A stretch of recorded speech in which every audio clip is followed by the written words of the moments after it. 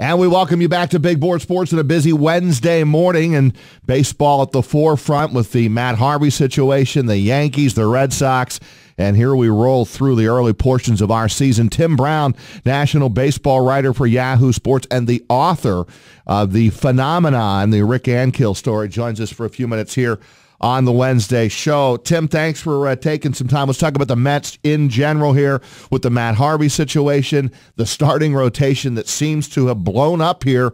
We start the year with the promising situation with the Mets, the best rotation in baseball. It certainly isn't working out that way so far. Your thoughts there? Well, I start with the notion of those five guys, the DeGrom, Harvey, Syndergaard, Wheeler, all those five studs that they were going to have forever. Steven Matz is the other one. And the conversation about whether or not those five guys can stay together for a period of time, which always sort of amused me because you could pick any five anywhere across the game, and they are not going to stay healthy or pointed in the right direction or productive for the same time. It's just not the nature of the game, and certainly not going to happen all in one spot, you wouldn't think. I mean, that would be a miracle. Now, that said, the Syndergaard situation with the MRI, the Harvey situation with having to be suspended, this has gone sideways in ways I don't think even the Mets could have understood. Or, as crazy as it can get in New York, this is so counterproductive, right? I mean, but I do think there's an element to you raise these young guys a certain way. You protect them. You lead them to believe that they are your future. And I think this is what happens to young men when they start believing it. I'm amazed at just how sort of ugly it's gotten so quickly. Tim, with what has happened so far, the off-field situation with Matt Harvey, and then really he's not pitching very well, do you think there's a divorce likely sooner than later and that Matt Harvey would not be on this Mets roster this time next season? I would go 10% chance of him being on the Mets next season. I just don't think that there is going to be any real benefit to that. I think Matt Harvey is, according to friends of his, he is shocked and dismayed that the Mets believe they had to basically swing a sledgehammer at a dollhouse. And the Mets are, I think, just sort of fed up with the entire Harvey act. And this is what happens when you've got a guy who is 31-30 over his career, and obviously his talent is better than that. But it's just not playing like that. So how much are you going to put up with to get a guy whose stuff has softened over the past few years? Obviously, he's had two major surgeries. And how much now are you going to put up with if he's not going to be the Matt Harvey?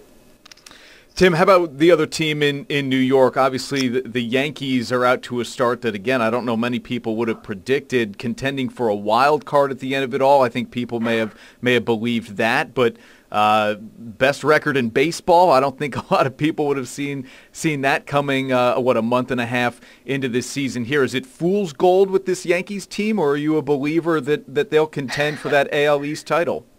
That's a great question. I didn't love the Yankees coming into this season, and the reason was I just didn't think they had enough guys in their primes. They were relying too much on the very young, the Birds, the Judges, guys like that. And then, again, Gary Sanchez being the other one. And then again on the older guys, the Holidays, and we're seeing Ellsbury age and Gardner age and Headley age and CC Sabathia. Yeah. Is Tanaka's elbow going to hold up? And I mean, there are just so many questions. And so far, so good. You give them 6 weeks and okay, it's worked. I'm very curious. I mean, the Judge phenomenon is ridiculous. This is a guy you look at, especially at that age, and think, wow, there's got to be an enormous hole in that swing somewhere, and they're going to find it.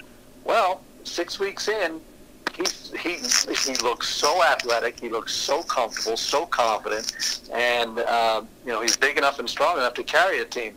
is it fool's gold? Are they going to be, play 670 ball or 700 ball for the next 5 months? Probably not.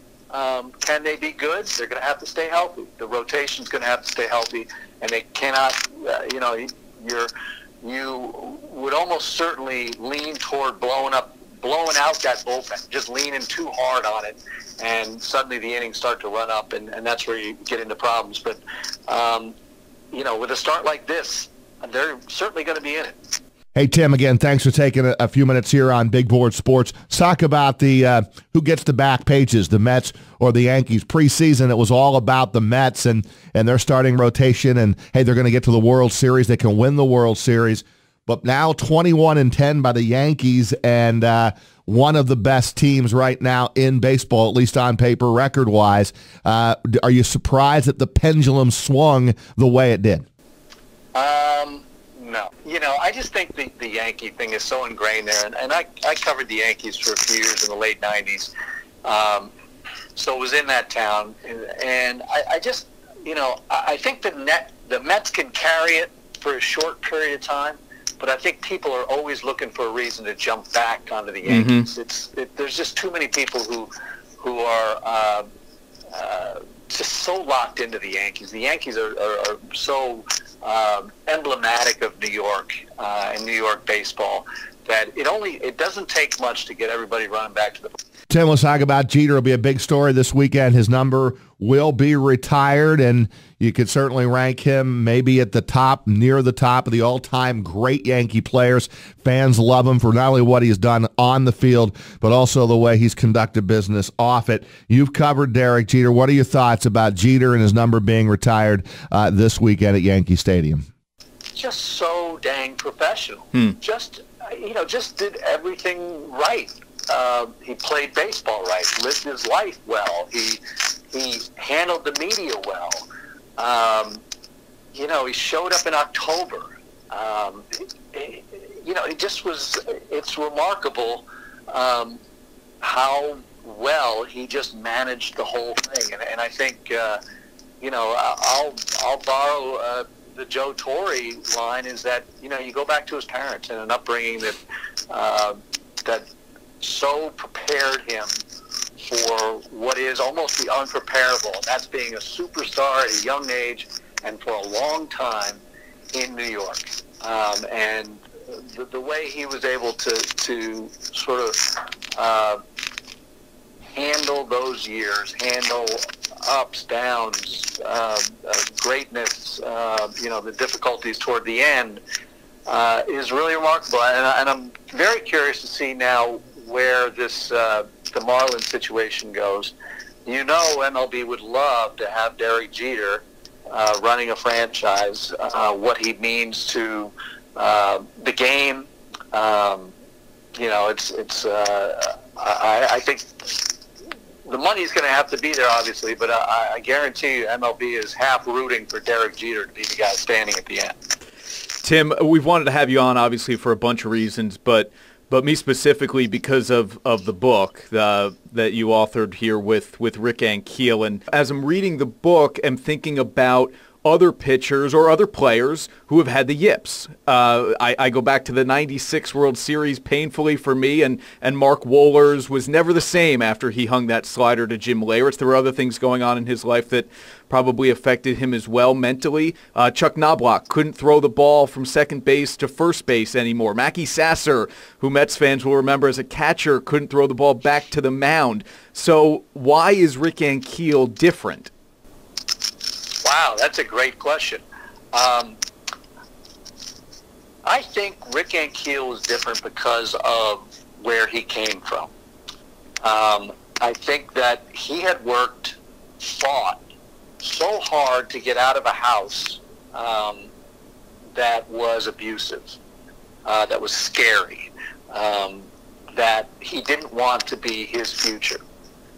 That when confronted with this next fight, that being the fight for his career, that being a fight for which his therapist, Harvey Dorfman, would say was a fight for his life, he was prepared for that. It doesn't mean he didn't go off the same deep end that they all end up in the bottom of a bottle. They all end up scared. They all end up with nightmares. They all end up in the fetal position at some point. But I do think that the fight that was instilled in him, by him, in that home, would not allow him to quit. So he fought it for those 5 years. And then when he did eventually walk away, it was, in my opinion, and I believe Rick's as well, he was able to walk away because in that September, the previous September, he had come up and pitched okay. Right. So he felt like, wow, the burden's still too big. He can't carry it around every day and be this guy. But he could if he wanted to. And that was when he felt like he had gotten to a point where he could pitch again to some degree. He wasn't the same guy. He wasn't going to be the next anything. Then it was okay to walk away. Tim, no doubt, an incredible comeback story. Is there a moment where Ann Keel was most proud in his comeback story? I think that, broadly speaking, he's proud of the fight, proud that he was able to do it, and prouder today than he ever was, now looking back on it. But I do think that day where he came back as an outfielder and hit a home run at Busch Stadium in front of those folks, in front of people like Tony La Russa and Dave Duncan, who had worked almost as hard as he had to try to beat this thing. I think if you could put him back in a moment, it would be, Doug Brocail throwing that backdoor slider and Rick button hooking that ball and getting just enough of it to carry over the fence. And he'd happily stay in that moment for a long time. Tim, it's great having you on the program. I know a lot of people are looking forward to reading the phenomenon Rick Ann Keel story. We encourage anyone listening to our show to go out and track that down, which won't be hard to do at all. And thanks for the insight on the Yankees and the Mets here in the Capital Region, Tim. And we'll talk to you down the road, man. That's my pleasure. Anytime. Thank you.